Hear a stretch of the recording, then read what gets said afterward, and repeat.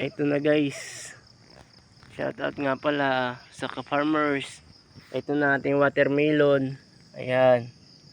Ganda na ng ano nila, bulas. Yan. Yung iba medyo namumulaklak na. Nakikita nyo yan. Pero dapat tatalbusan muna natin siya para kumalat ng kumalat. Ayan. Medyo madamo nga lang guys. Hindi pa naasikaso eh. Yan. Kanya-kanya tayong ano eh. Ako umano lang din ako sa mga nakatanda. Yung mga nauna, mga veterano. Humingi rin ako ng advice sa kanila kung paano pa bungahin.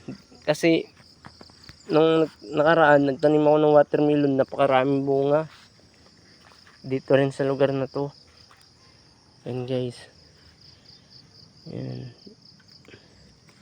Para kumalat siya. Pag kumalat siya ng paganto, yun, sakto na. Ganda ng ano nito guys. Ayan o. Ayan o. Medyo may bunga na siya guys. Ayan o. Nakita nyo guys. Medyo malalaki na. Tapos sunod. Ayun. May malaki na guys. Ayun o. Ayun. Kita nyo guys. May malaki na.